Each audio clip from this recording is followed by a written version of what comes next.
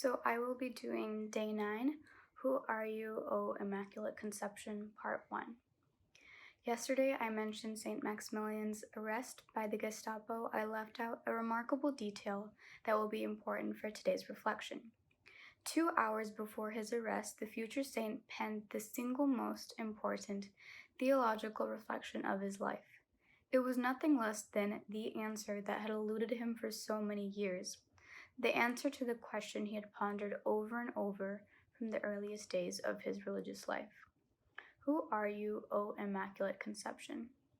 In today's reflection, we'll begin to unpack this remarkable document.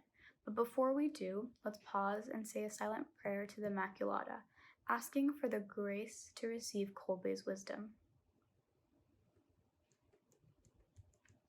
The document begins as follows. Immaculate Conception.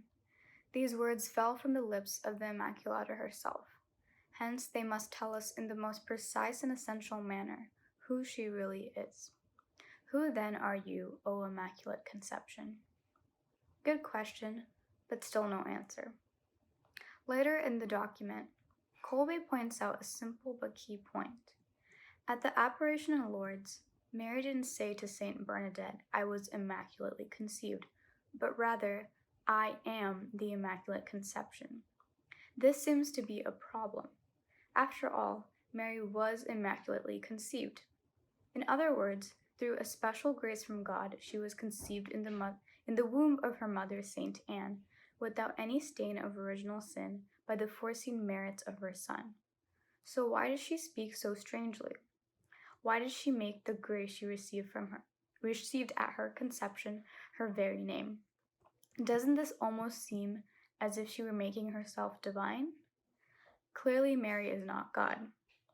Kolbe wrestled with this apparent divinity problem for decades, and it led him to the following solution. The Immaculate Conception is divine, but the one I'm talking about isn't Mary. It's the Holy Spirit. In other words, Kolbe believed there are two Immaculate Conceptions, Mary and the Holy Spirit. Mary is the created Immaculate Conception, and the Holy Spirit is the uncreated Immaculate Conception. In other words, before there was the created Immaculate Conception, which is Mary, for all eternity there is the uncreated Immaculate Conception, the one who for all eternity springs from God the Father and God the Son, as an uncreated conception of love, and who is the prototype of all the conceptions that multiply life throughout the whole universe. So, the Father begets, the Son is begotten, and the Spirit is the conception that springs from their love. Now, the Holy Spirit is a conception in the sense of being the life and love that springs from the love of the Father and the Son.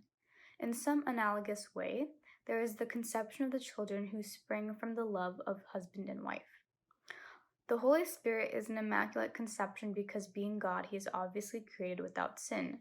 And finally, the Holy Spirit is an eternal, uncreated conception because again, he is God. Okay, so this covers Kolbe's teaching that the Holy Spirit is the Immaculate Conception. But why does Mary call herself by the same name? We'll save this question for tomorrow. So I think that this part of the book is really important, mostly because we know obviously that Mary is very holy. She never sinned and she was immaculately conceived, but she will always be less than God. God will always be higher than her and anything else. I also think it's very beautiful that the Holy Spirit is the prototype for all the conceptions, just because the Holy Spirit is, of course, conceived because of the love between God the Father and God the Son. And in this way, I just think it's very beautiful that everything in creation mirrors something about God. So let's move on to the prayer.